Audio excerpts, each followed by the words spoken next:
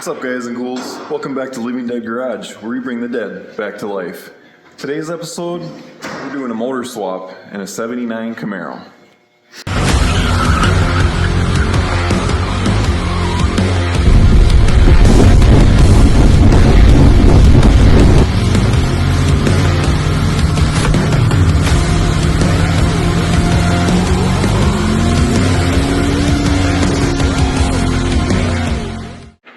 So a little backstory on this unit here. I say like 10 years ago we probably got this thing, Jeff?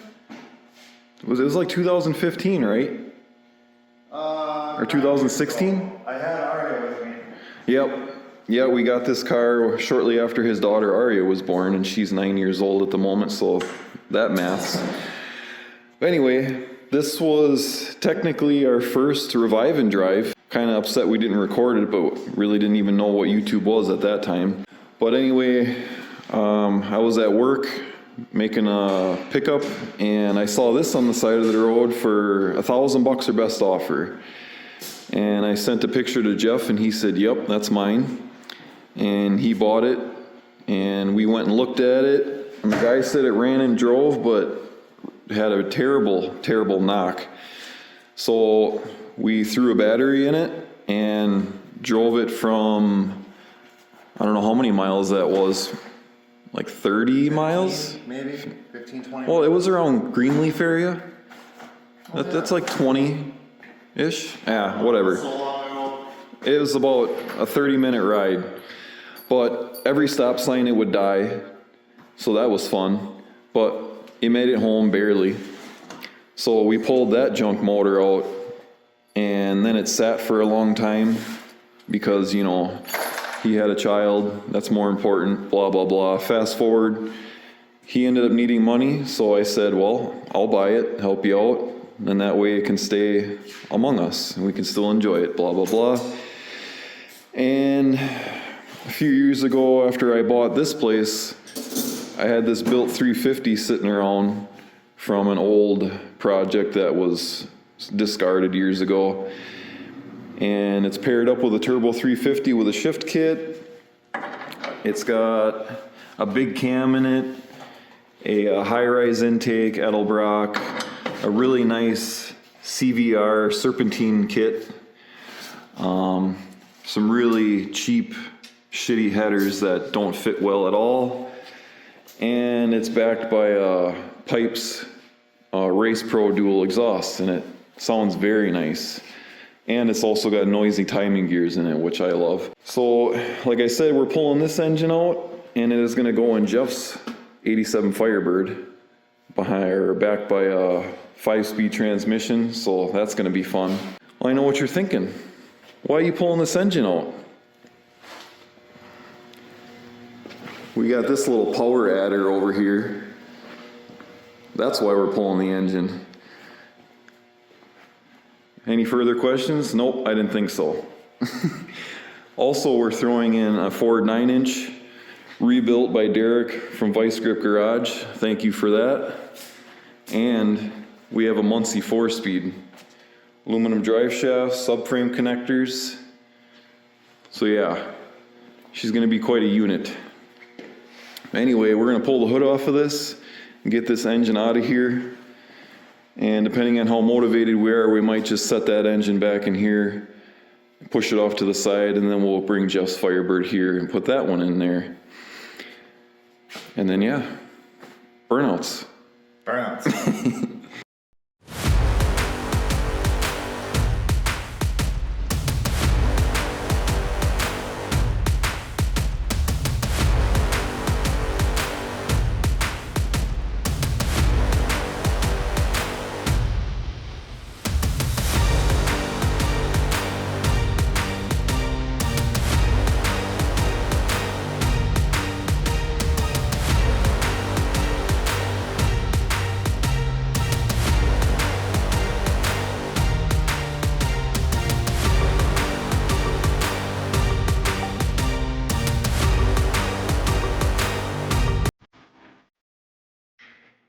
All right, update. Got everything blown apart up here. We decided we're gonna pull the engine and trans separate since we got 2 miles of room back here, we're just gonna pull the engine out, drop the transmission from underneath, and then we got all this room for activities. All right, we got her up in the air now. We're gonna have to pull, or actually cut the exhaust here, because these headers here are they were the cheapest ones I could buy off the Amazon, and I absolutely hate them. They fit like shit. I had to beat them like a redheaded stepchild just to get them to clear, and it still rubs on the steering shaft. So these are just gonna go in the garbage, or I don't know, just somewhere where I can't ever see them again. So we're gonna cut them here, and we're gonna leave our beautiful Pipes Race Pro exhaust on, and just let it run a strap across here, let it hang. Get the cross member out, drive shaft, get these torque converter bolts undone, motor mounts, trans lines, so on and so forth. And we're gonna drop the trans out of here, and then we will lift the engine out. Well, yeah, this is a pretty clean unit here. A couple holes in the floor pan up here, but other than that, the rest of this thing is pretty darn solid. Leaf springs are pretty decent. Obviously this rear end is going. I had a fancy quick fuel, high performance fuel pump in here. That's gonna go because we're gonna go back to a manual fuel pump on that engine. So yeah, that's where we're at. Get this trans out of here.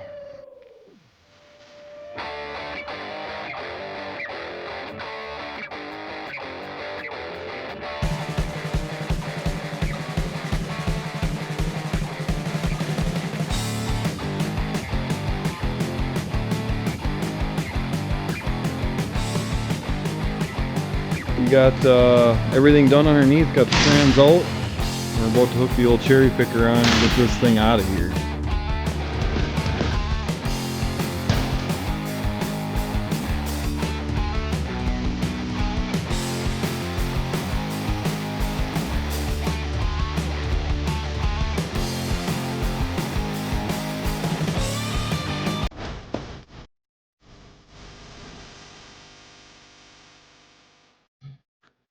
Alright, we got the engine bay all nice and cleaned up, degreased it, power washed it, sprayed her down with some air, looking just as clean as it did when we first put the engine in. Now we are getting ready to put this bad boy in. So, all I know about this, it's a 350, it's been bored 30 over, which makes it a 355. It's got forged internals. Just put a bore scope down the cylinder and learned that it was they're Speed Pro pistons, and it's been compression down for the supercharger. And as you can see, it's got world-class heads on it and aluminum rocker arms, springs obviously, and then of course the supercharger. I know it's cammed. I heard this thing run before it was pulled. But yeah, that's all I really know about it. I don't know what horsepower it's pushing. I just know it's a lot.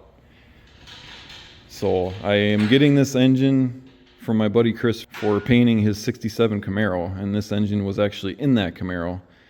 He doesn't want the big supercharger sticking out of the hood, so we worked out a deal where I'll paint his car in exchange for this engine, and it's fairly fresh. It's still got heavy cross hatching in the cylinders, so it all checks out as a fresh build with very low miles on it.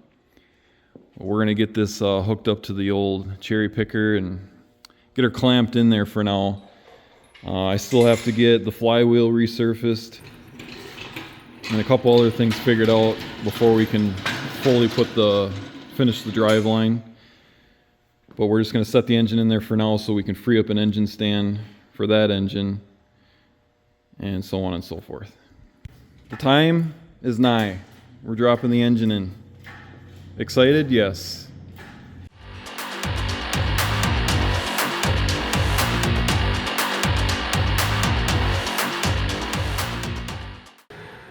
Well, there you have it. She's in.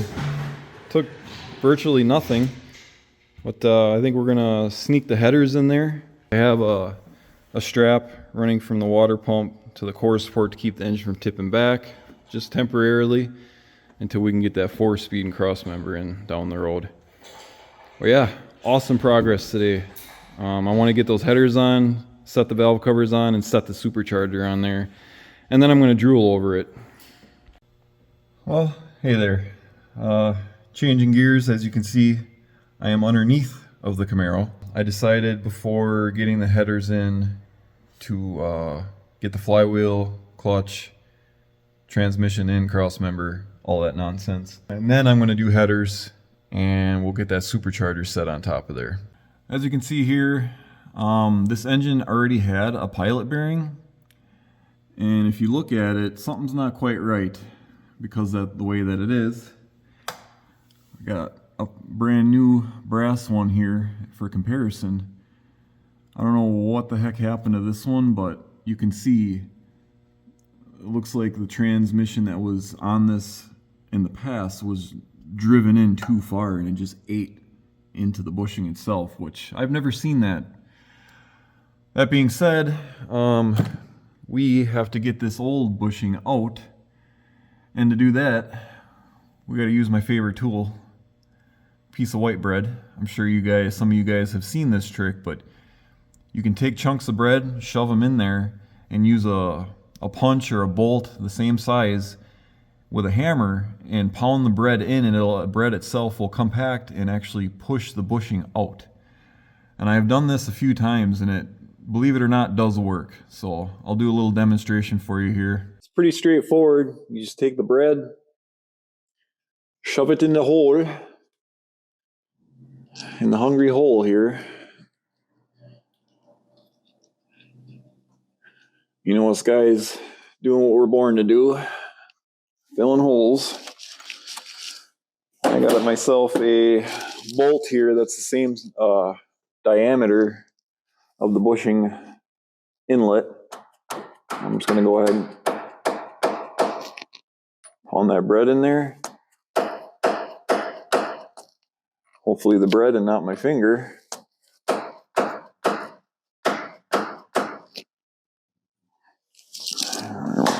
Pack a little more in there.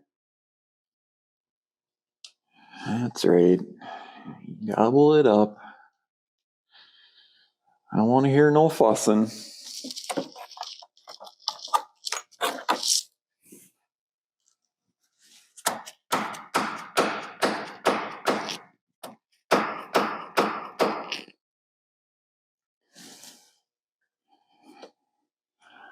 I can kind of tell it's already pushing the bushing out, which is pretty amazing. When you do this your first time, you're just like, that won't work. Well, it works. It's better than using a slide hammer with a hook. It just destroys the bushing. It does more damage and frustration. Yeah, you see that? She's already flush with the edge. Another mouthful of bread. We'll have her knocked out of here in no time.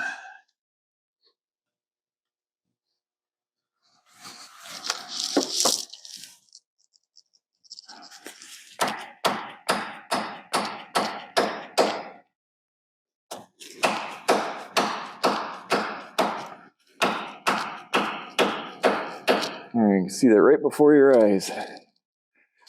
Come on now. Yeah. Well, I guess she wants another bite.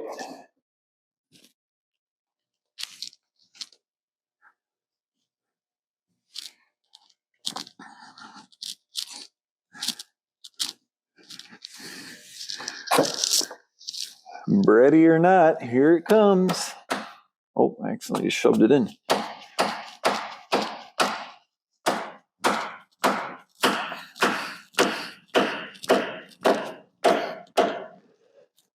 Come on, I saw you wiggle, you're loose.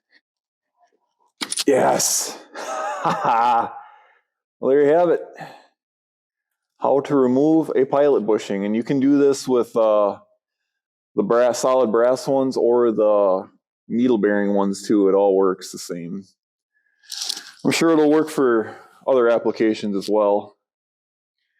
You know, I wonder if I just leave this bread in there and use that as the bushing. Nope. We'll do it the right way. Okay. Now that we got that little goddammit out of there, go ahead and lubricate this up with some Freol. This is really good stuff. I use it for all my stuck bolts and what have you. And it works a lot better than my go-to used to be PB Blaster, which, don't get me wrong, it's good, but I prefer Freol. I'm going to go find something to drive this in. All right. I got this little doohickey here from an old pipe bender. A little bit bigger than the bushing itself. Go ahead and tap that in there.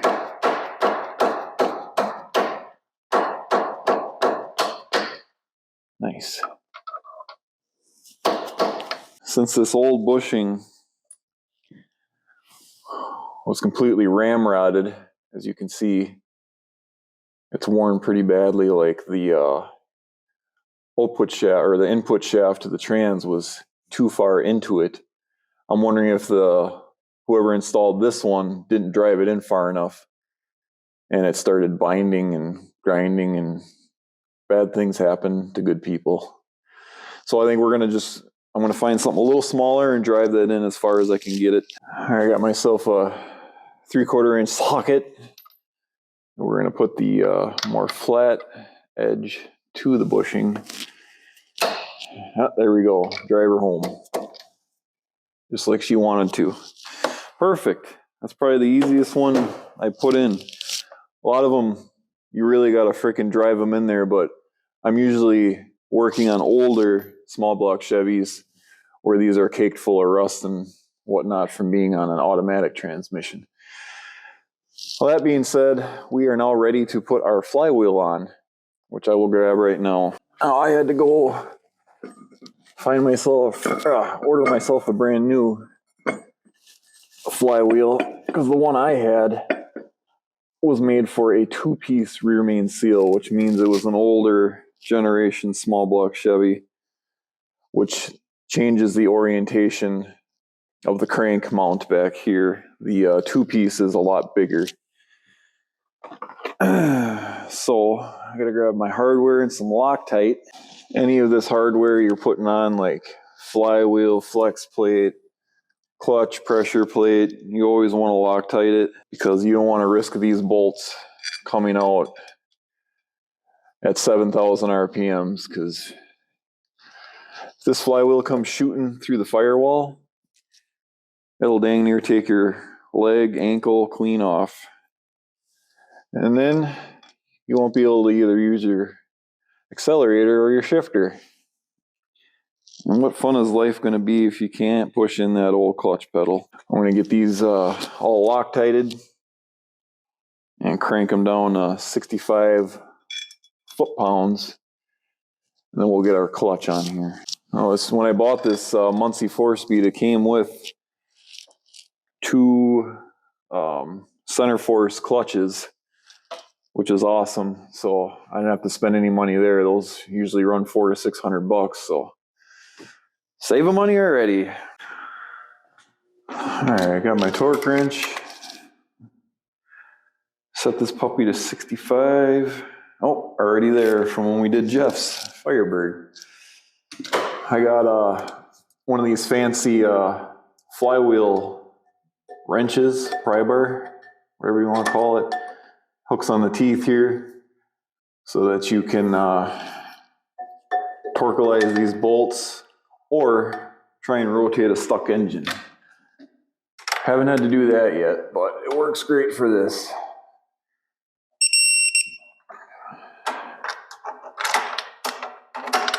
Helps if you have 2 people helping you with this, but you can do it just fine on your own, as you can see.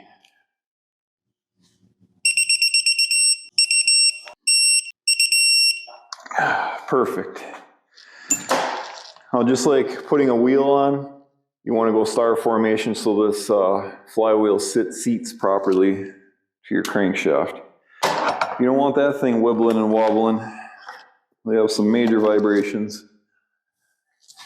Get these flex plate bolts out. Why do I have bread all over my tool tray? Oh yeah.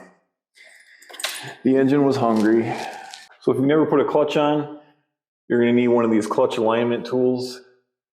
Basically slides into your clutch input shaft, and then this little knobber here slides into your pilot bushing, perfectly aligning your clutch.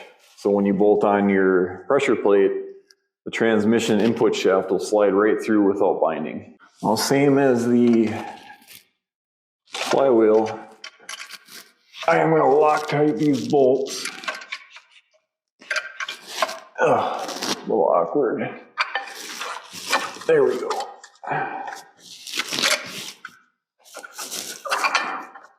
I get started, you little bastard.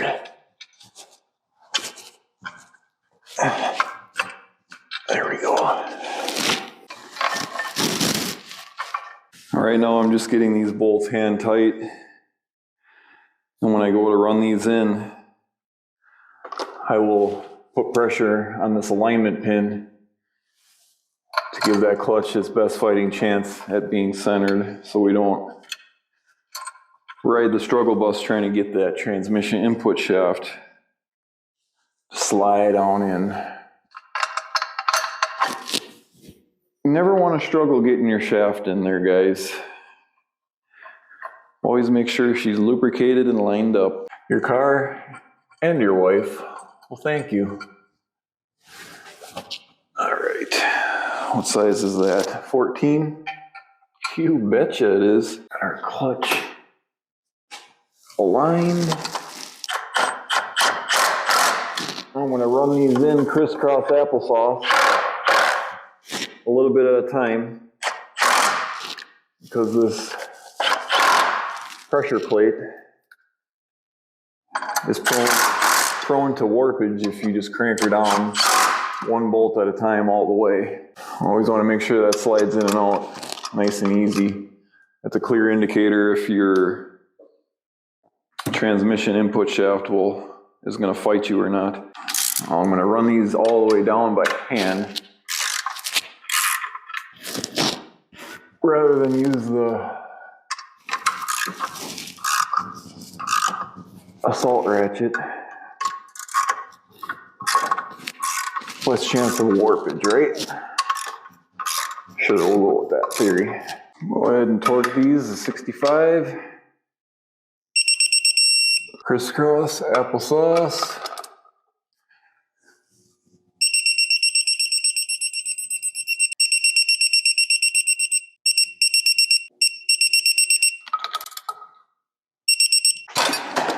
There.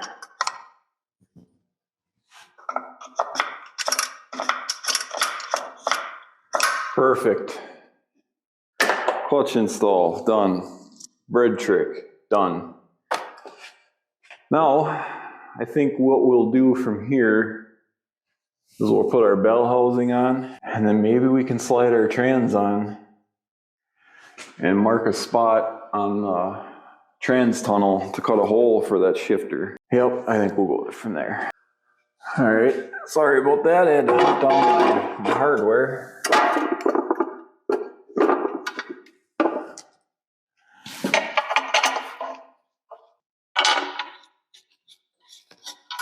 One nice thing about working on these older cars, you got so much damn room. I just love it. Nothing more frustrating than working on some of this new shit out there and you can't even understand how you're supposed to work on this stuff with virtually zero room. Whereas this, I got all kinds of room for activities.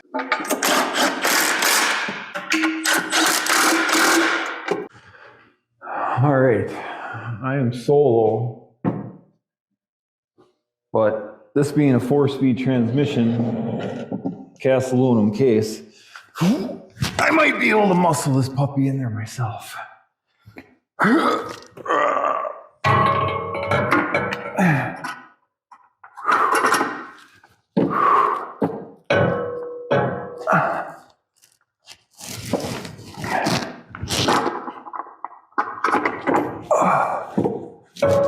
Come on now. What the hell?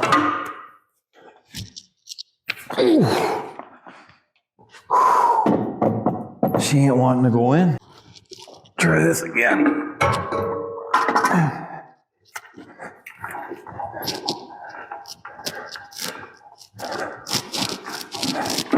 Oh, there we go.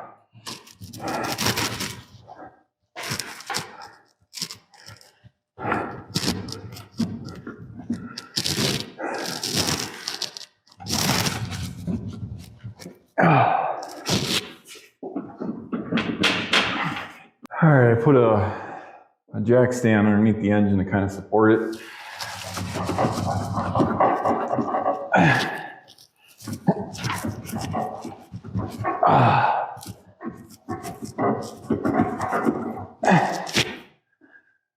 Why aren't you going in? Of course it's gonna fight me. Seems like we're not getting the input shaft into the pilot bearing, which kind of sucks because every other trans I've done, son of a bitch is going right in. I don't want to force it in with the bolts because you're putting a lot of stress on those ears. I am, however, gonna thread them in just so this trans doesn't come down on top of me. Well, I just realized I gotta pull this back out because I never put the damn shifter fork on or the throw-out bearing. Oh, Brandon, you dumb son of a gun. Well, at least we had a good practice run, right? All right.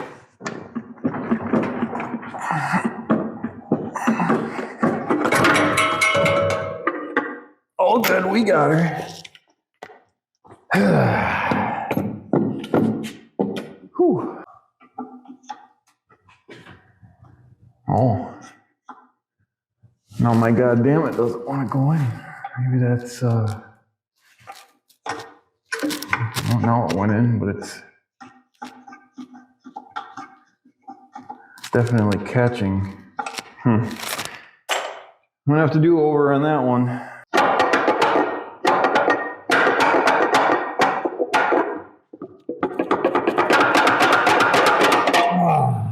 You greedy little thing.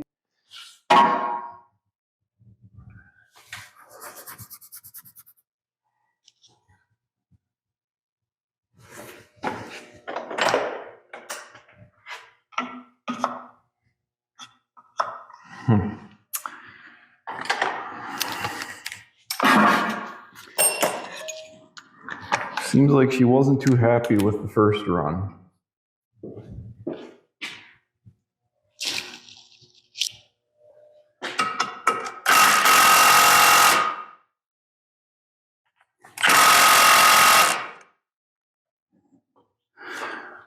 Bring out the big guns.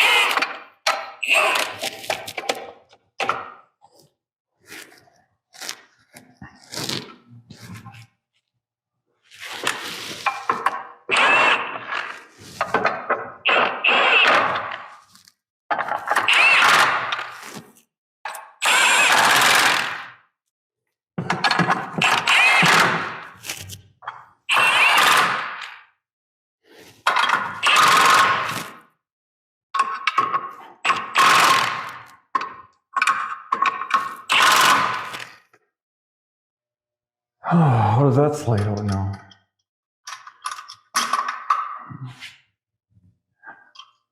Not good. What the hell is going on?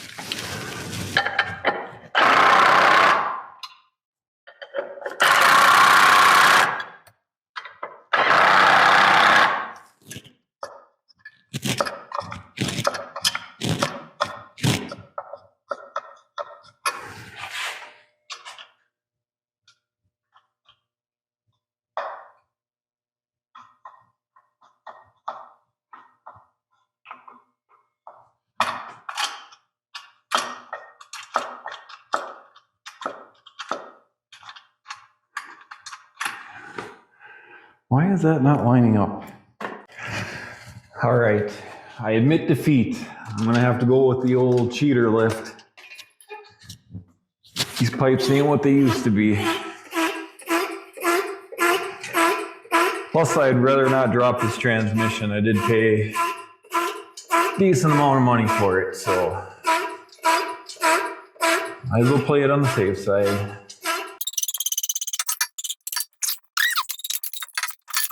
A little more uppies.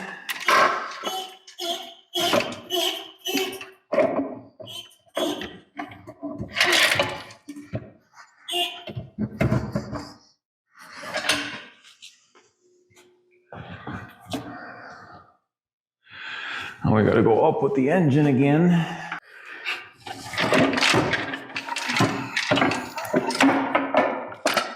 Did that really just go in that easy?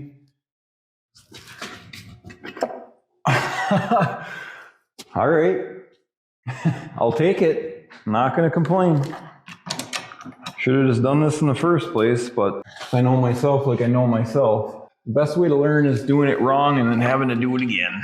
Not exactly always fun learning that way, but hey, mistakes are the best teacher, in my opinion. Just as so long as you take a lesson from it, that's the big thing. If you're not making mistakes in life, you're not living life. It's not quite fully seated. I don't want to just ramrod the bolts in because that pilot bushing isn't lined up with the input shaft. We could do some damage. Just hoping it's these alignment dowels on the back of the block that are holding us back. Which looks to be the case because it's tightening just fine.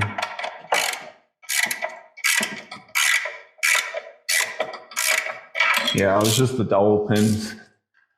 Nothing to be alarmed about. There.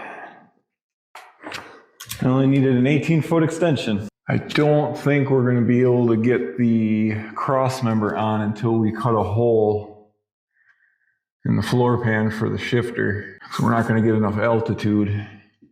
I can see that already. Shoot, I probably should have did that first. Because now I really can't let the lift down. Well, I could run a ratchet strap across to hold the trans up, I guess. Yeah, why don't I just do that? That's something I do all the time.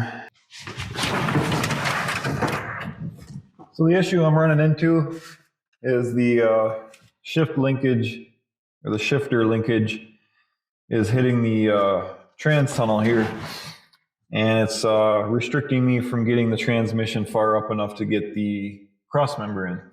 So I got my grinder here. I'm just kind of drew up a half-ass square here. I can fine tune it later. I'm just going to open it up so I can get the trans up high enough.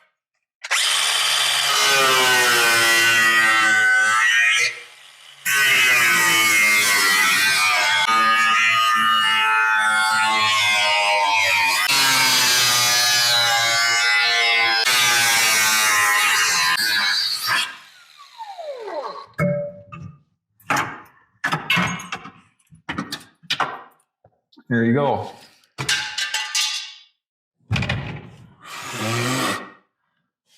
All kinds of room now. All right. Now maybe we can proceed. We'll see.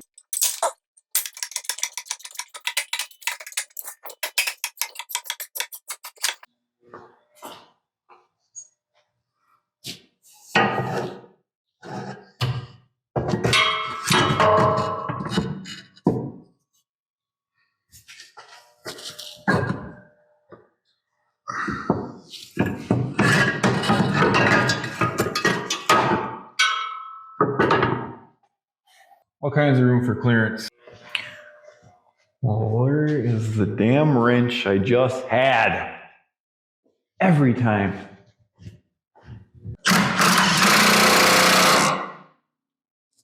Nice. Very nice. Hell yeah. She's a 4-speed now. That's what I've always dreamed of.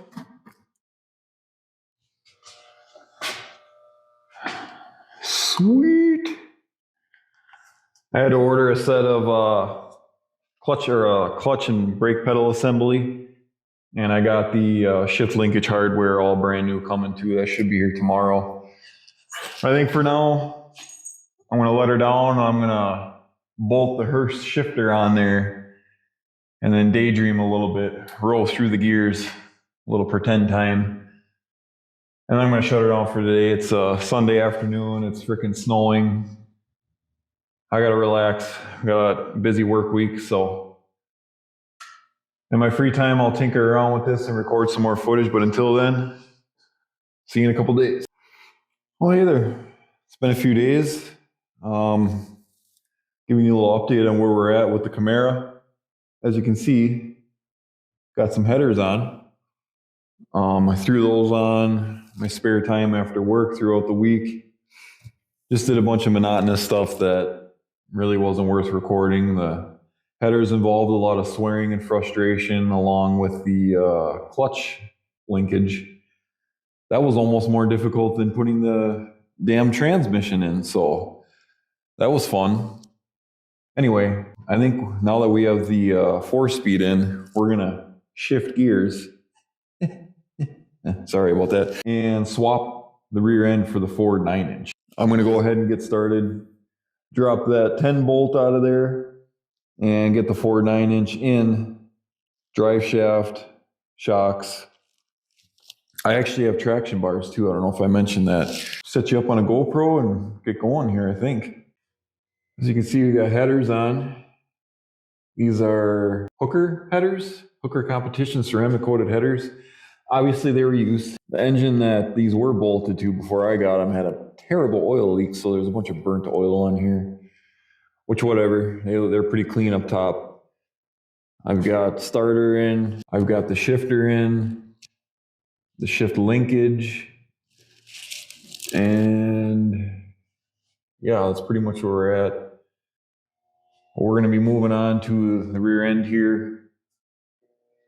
Just a little 10 bolt open diff, which we're not gonna want for that blown 350. But I've been soaking the hardware down. These bushings are, we're just gonna say those are okay because I didn't order any.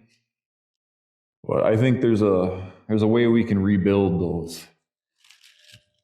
Pull 3 bolts here, and the leaf springs will swing down and drop the rear end on my foot. Replace shocks, so on and so forth. So let's get after. Well, here's something you find on old builds. Looks like our shock stud here was a little stripped. So they decided to do some Seagull shit / bubblegum welding / Loctite. So that's great. We're gonna have to cut that off, which is fine because these shocks are absolutely blowed out. There's no resistance. I can collapse them with my hands like nothing. So, yeah, fun stuff. All right, I got all the hardware out. These guys snapped. This one side of the U-bolt snapped, but whatever. I have new U-bolts.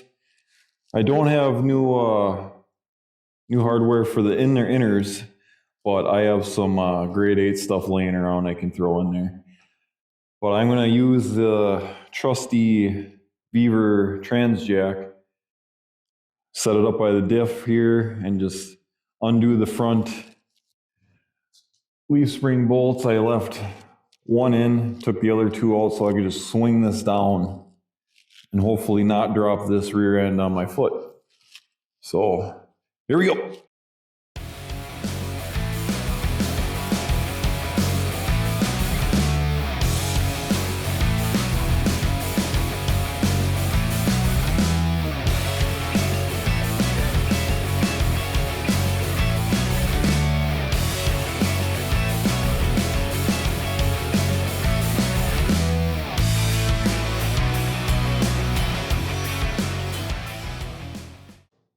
Well, there you have it. That actually went really smooth for once, just as planned. Swing these leaf springs down and then lowering it down with the trans jack. Of course, you could do this without a lift. It's just a little bit more difficult, put the car up on jack stands and use just a regular floor jack to drop the rear end down, and you'll have to slide it forward and whatnot. But yeah, that was not bad at all. It's very, very not rotted under here, which I'm not used to. I mean, there's very, very little, if any. I mean, these are solid. These are usually gone. Some scaling up here. A little bit of scaling there, but that's minor. And one thing I did forget was to undo the brake holes, which I have a brand new one, which is why I just opted to pinch it and cut it. So I'm gonna go ahead and address these bushings. Yeah, a little crusty. Yeah, we're gonna go ahead and rebuild all of this. And by rebuild, of course, I mean vice grip garage, leaf spring bushing in a can, Ford 9-inch in a can, quarter panel in a can, brake rotor, brake drum in a can. Guy's a genius. Really good stuff. And it's only like 11 bucks a can if you buy the 6-pack. I took the old wire wheel, all the areas I'm gonna paint. And lo and behold, there is a little bit of rot. It's okay, we're gonna be rebuilding that, like I said. A little bit of scaling on the tank, but still pretty good in most areas. And again, a little more weight reduction here. That's the carpet right there. Anyway, got everything wire wheeled, blown off with the compressor. I'm gonna rebuild all this. All right, little demo. Oh yeah. Patch panel installed. Leaf spring bushing installed, rebuilt.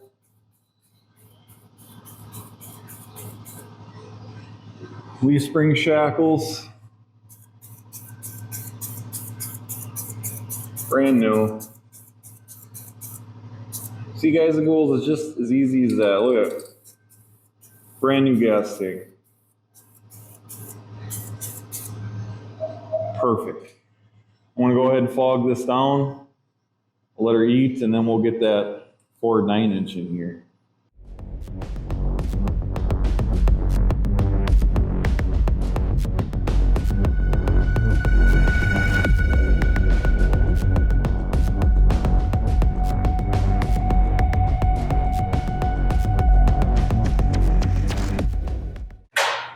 Okay, I think we're just about ready to put this rear end in. The rebuild / paint turned out fantastic. Matches very well with the Ford 9. I went ahead and put our new brake hose on. Fun fact, when you're heating up C's brake fittings, when you're near a hose, make sure it's not pinched off like this because it boils and built up a bunch of pressure and blew off of there. It sounded like a 22 round. And luckily it didn't get in my eyes. It was boiling hot brake fluid, so. Safety tip for you there, learn from my mistakes. But yeah, I'm gonna get this Ford 9 up in there and get her all clamped down.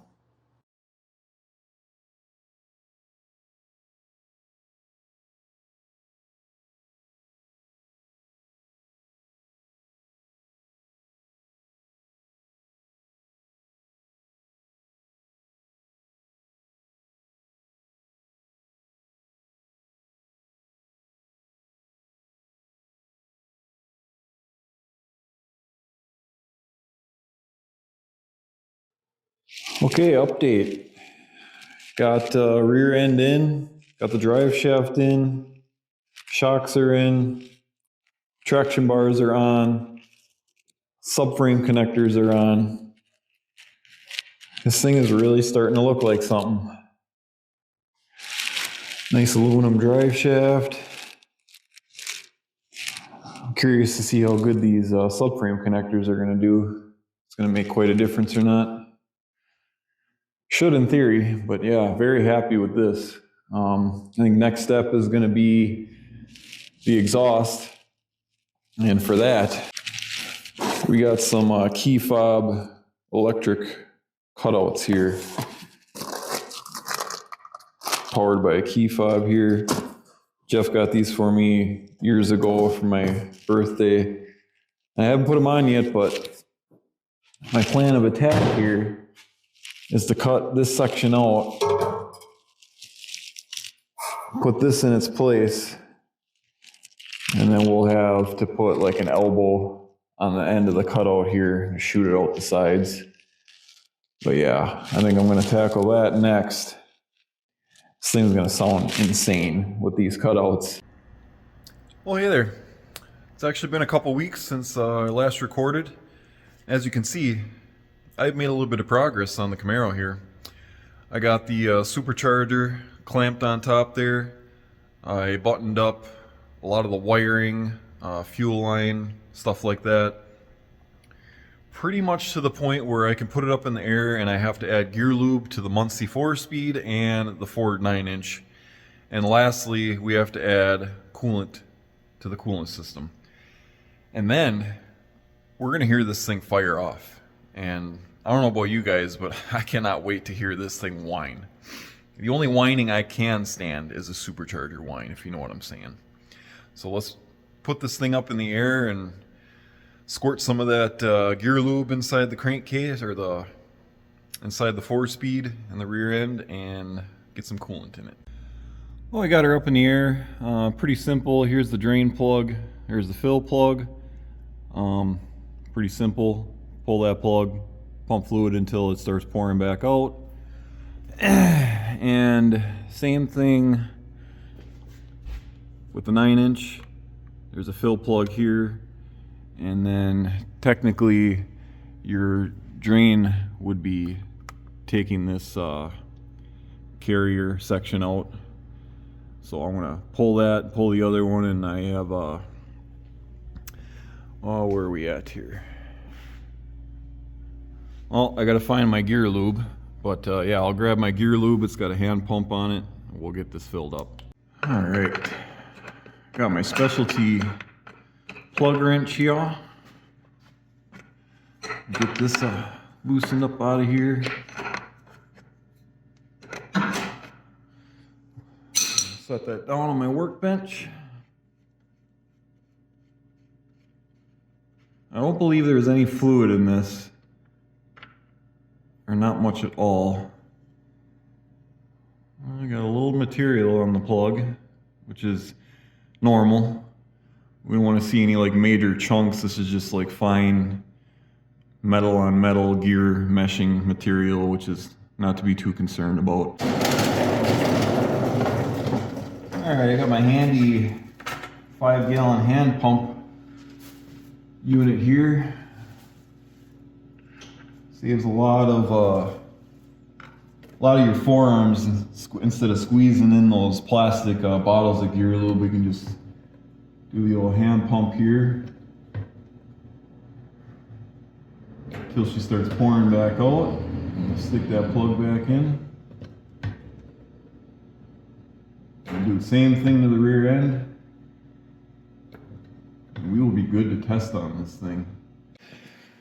All right, the time is nigh. We are going to add some 50-50 coolant. I have a starter button over there, so we don't have to keep cranking on the key.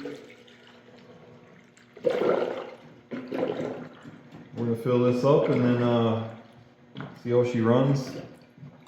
Install some heat. Maybe do a little bit of tuning.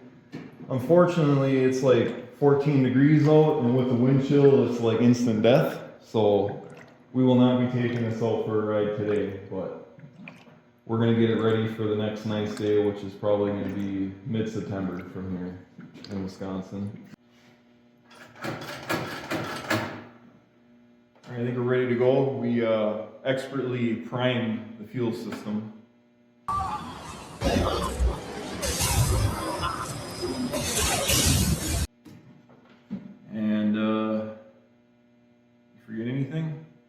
It's a neutral. It is? Okay, that I didn't check. All right, here we go. You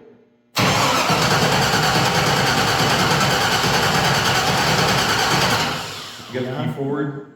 Probably not. Oh, there we Also go. mark off, flooded.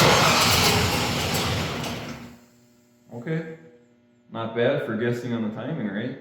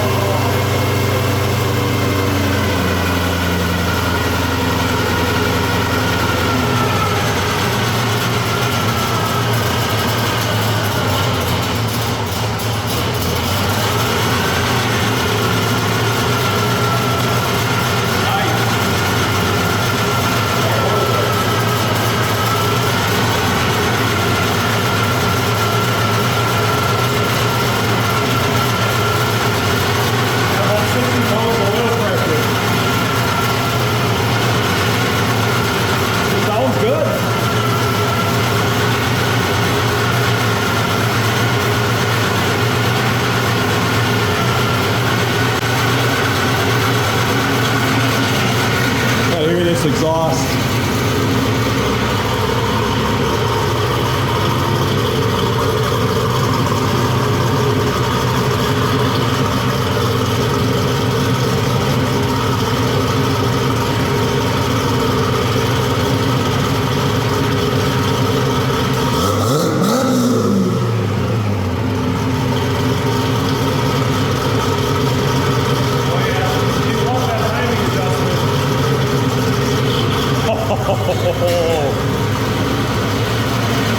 Wow. I wish I had the cutouts wired in, I'd open them up.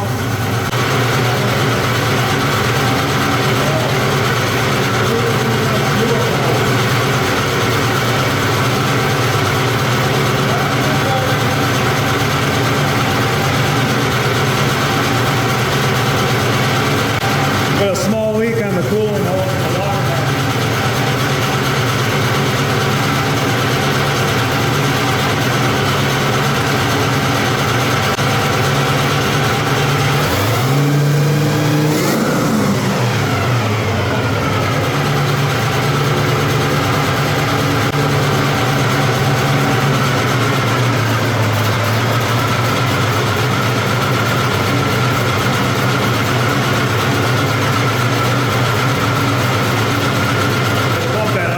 Just the hair.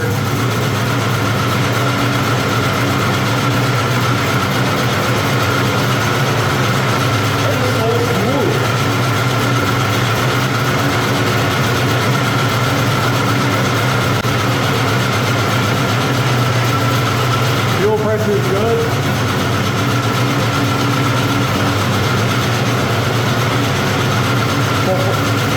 What? Yeah, I think the thermostat's going to be getting ready to open here soon. We only had that one small coolant leak, so that's good so far.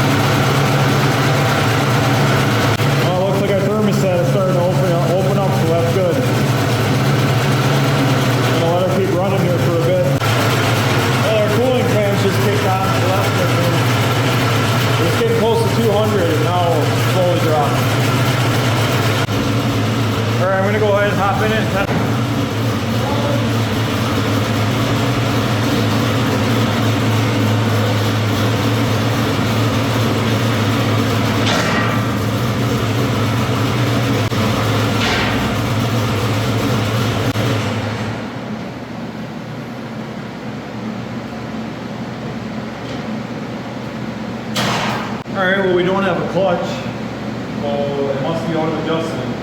So I had the clutch all the way in and I tried starting it and she rolled forward. So nonetheless, that was a big success. It runs great, it doesn't get hot, it starts right back up. We'll let it cool down, see how it starts on a colder start, and then look into adjusting the clutch, because that did not sound good at all. Oh man.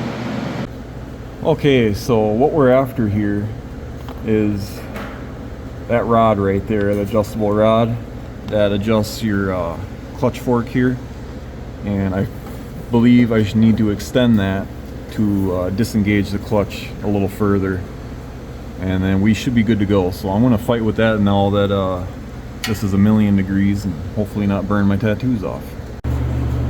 Okay, I've done some research and I found out what I did wrong. So if I can zoom in here, that Z-bar right there, come on, focus. I have the rod in the top position. I need it in the bottom position so I can get more of a swing when the Z-bar swings, if you know what I'm saying. So I'm gonna go ahead and do that and see what happens from there. All right, it ended up being the next day. I went and picked up another barn find. You guys will probably see that soon, but I did get the clutch working again. So we're gonna see if this thing will move under its own power. I'm gonna move it over to this bay over here. I got a buddy coming over, he's gonna borrow the lift for a little bit. So yeah, let's see if this thing moves. Hook up our battery. See how she does on a cold start.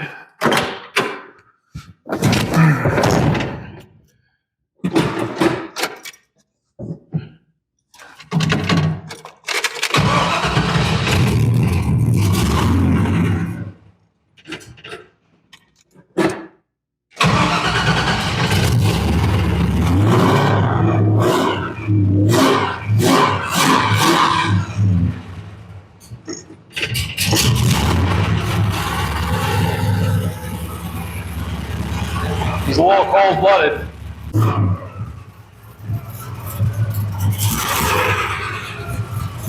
All right. Reverse. Oh, yes.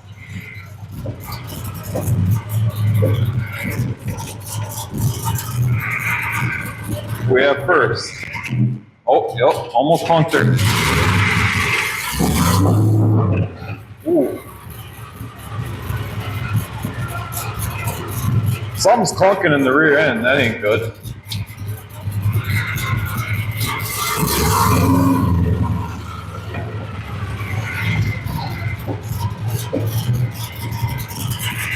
Brake booster's really not boosting much.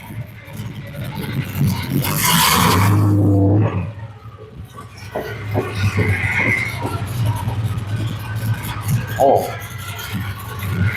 Why does that rear end not sound good?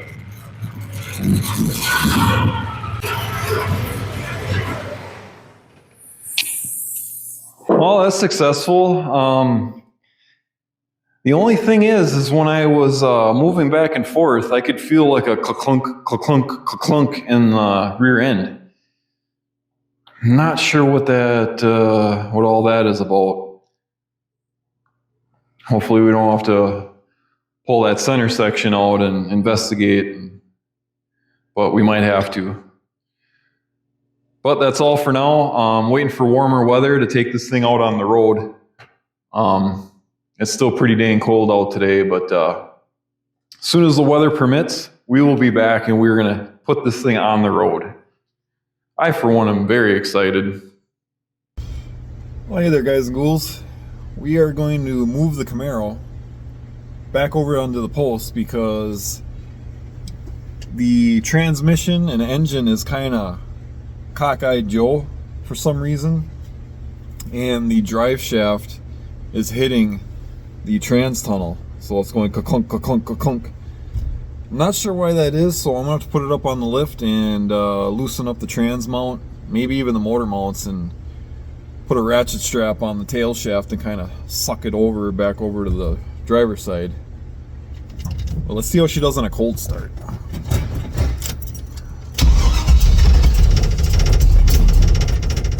Come on.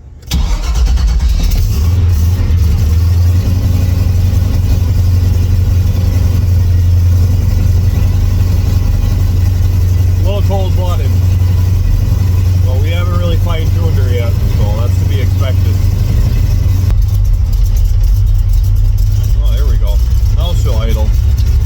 Reverse.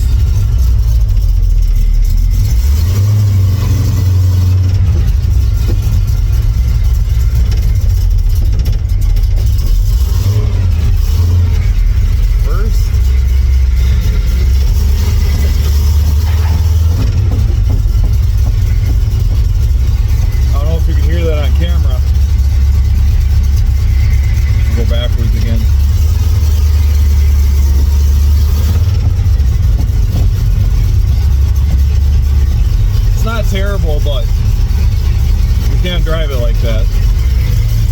Bad things will happen to good people. Oh, there it is. Oh, the supercharger's nice, but it doesn't help the brake booster at all. So currently I basically have manual brakes.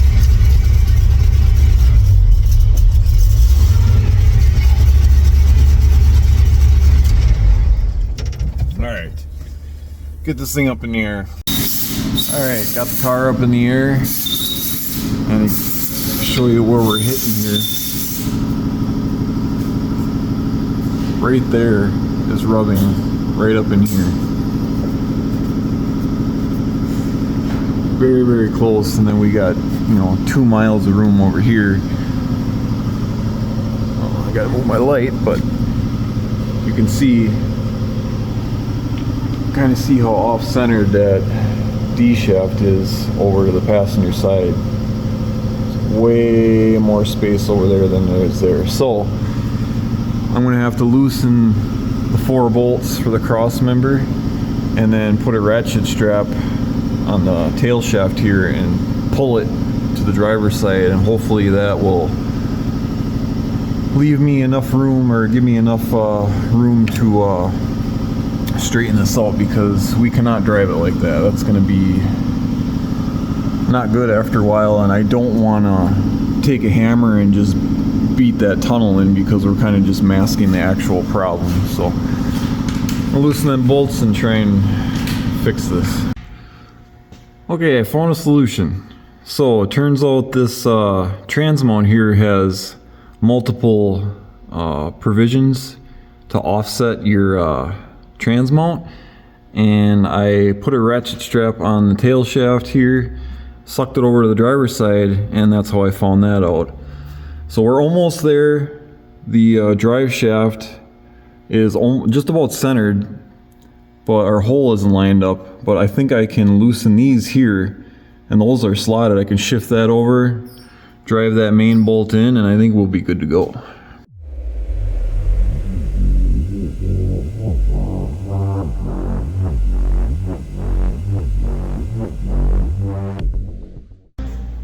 Alright, got her all fixed up. We have all kinds of clearance on either side. And I'm gonna dare say it, that's pretty much centered, even if you are cross-eyed. Alright, I figured since I had her up in the air, I'd go ahead and hook up my cutouts. They're powered by a key fob here. I'm gonna test them all right now. Oh, that's pretty neat. They have 4 different opening settings. Nice. It's pretty slick. Alright, I think it's time to let her down and hear these things breathe. Alright, gonna open up our cutouts. One long press on the button opens all the way up, so you don't have to click them 4 times, so that's nice.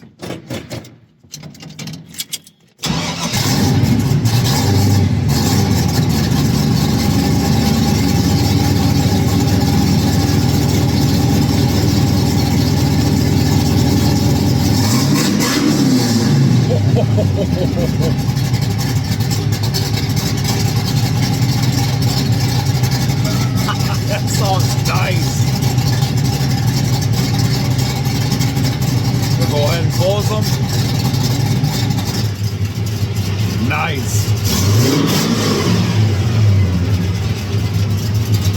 open.